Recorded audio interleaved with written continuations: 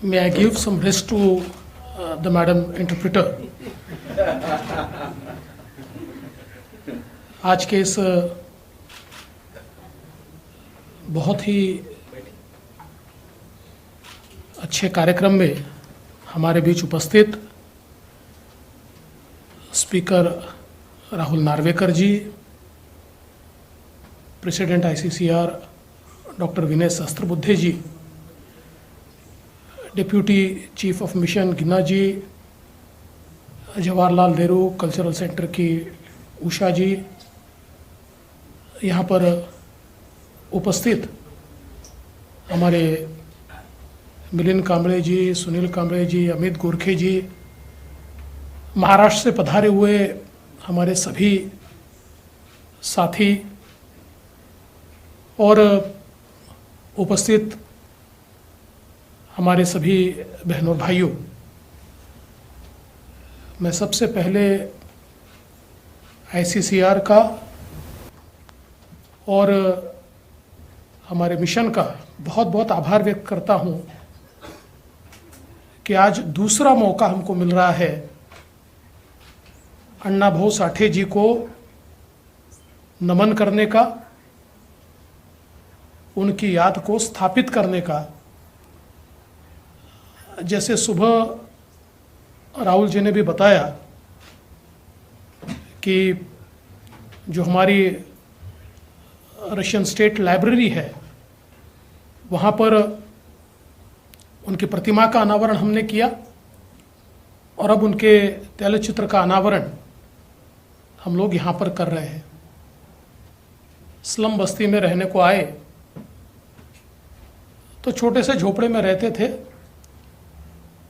और उनके घर का दरवाज़ा बड़ा छोटा था। तो किसी ने उनको कहा कि ये दरवाज़ा थोड़ा ऊंचा क्यों नहीं कर देते, बहुत छोटा दरवाज़ा है। तो उन्होंने मजाक में कहा कि इसलिए छोटा रखा है कि जब आएंगे तो उनको भी झुक कर आना पड़ेगा।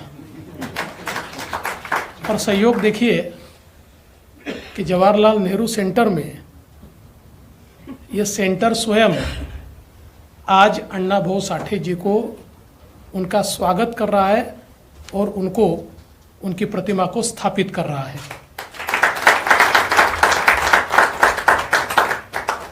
अण्णा भाऊ साठे जी की जीवनी ये अपने आप में बहुत अचंभित करने वाली है और एक उनके बचपन का प्रसंग है कि जिसमें उस समय के क्रांतिकारी क्रांति सिंह नाना पाटिल ये उनके गांव में भाषण देने के लिए गए। अंग्रेज़ों की पुलिस ने उन पर हमला किया और सारी भीड़ तितर बितर हुई। वो अरेस्ट करना चाहते थे, क्रांति सिंह नाना पाटिल वहाँ से भागे, वो अरेस्ट नहीं होना चाहते थे। और कुछ समय बाद उनके ध्यान में आया कि एक बच्चा उनके पीछे दौड़ रहा है और कुछ अंतर जाने के बाद उन्होंने उस बच्चे को रोककर पूछा कि तुम मेरे पीछे क्यों दौड़ रहा है। उस बच्चे ने कहा मैं आपके पीछे नहीं दौड़ रहा हूँ, मैं आपको राह दिखा रहा हूँ कि कहाँ आपने छुपना चाहिए। वो बच्चा था लोकशाहीर अण्णा भाऊ साठे। और कई बार हम लोग ये कहते हैं कि व्यक्ति जो होता है ये जन्म से कोई बड़ा नहीं होता, वो अपने कर्मों से बड़ा होता है। और अण्णा भाऊ साठे जी ने ये हमें दिखाया कि व्यक्ति अपने कर्मों से बड़ा हो सकता है, क्योंकि जिस प्रकार की प्रताड़ना को उन्होंने अपने जीवन में सहन किया, भोगा, उस प्रताड़ना के बावजूद भी दुनिया को राह दिखाने का काम उन्होंने किया और शिक्षा पाने का मौका नहीं मिला।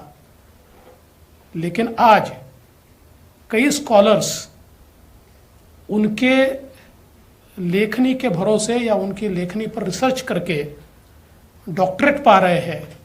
ये मैं ऐसा मानता हूँ कि उनके कार्य का महात्म्य है। और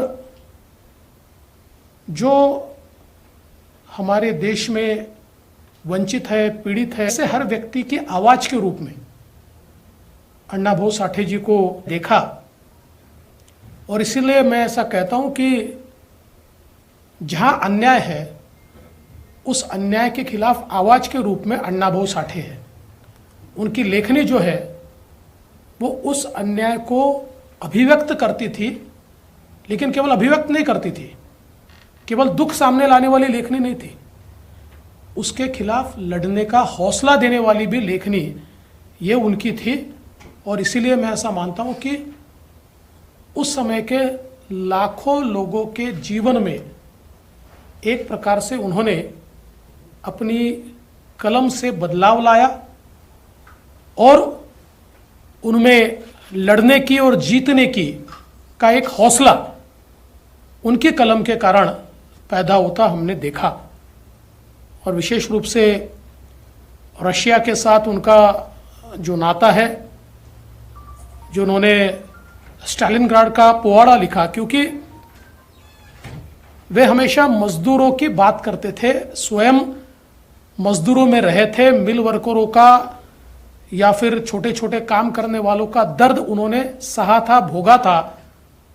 और इसलिए वे हमेशा ये मानते थे कि जिस प्रकार से मजदूरों की क्रांति उस समय रशिया में बहुत दुनिया में प्रसिद्ध हुई थी, उसी प्रकार की क्रांति मुझे करनी है। और उनका जो स्टालिनग्राड का पोवाड़ा था वो रशिया में भी बहुत प्रसिद्ध हुआ और उसके बाद उनका एक कनेक्ट रशिया के साथ हमको दिखाई पड़ता है। रशिया वो आए, उनको बुलाया गया और रशिया में आने के बाद उन्होंने जो प्रवास का वर्णन लिखा है वो भी मैं ऐसा मानता हूं कि बहुत यथार्थ इस प्रकार का वर्णन, ये केवल इट्स नॉट अ मियर ट्रेवलॉग।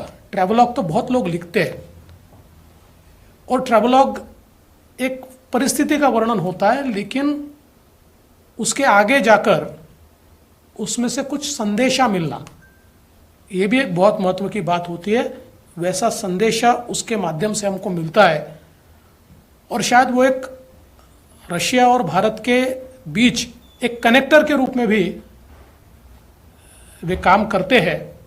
इसलिए मैं ऐसा मानता हूं कि जब भारत की स्वतंत्रता को 75 साल पूरे होते हैं और इंडो रशिया डिप्लोमेटिक रिलेशनशिप को भी 75 साल पूरे हुए हैं, ऐसे बहुत ही अच्छे मौके पर यहाँ एक और उनकी प्रतिमा का अनावरण हो रहा है, वहीं दूसरी ओर मैं आईसीसीआर का, भारत सरकार का, हमारे प्रधानमंत्री मोदी जी का, हमारे अध्यक्ष डॉक्टर विनय सहस्त्रबुद्धे जी का बहुत आभार व्यक्त करूंगा कि उनके इस तैल चित्र का अनावरण भी आज हो रहा है और ये मौका आपने हमको दिया, इसके लिए आपने हमको निमंत्रित किया, इसलिए आपका बहुत बहुत आभार व्यक्त करते हुए आप सभी को आज की शाम की बहुत बहुत शुभकामनाएं देता हूं और अपने शब्दों को विराम देता हूं।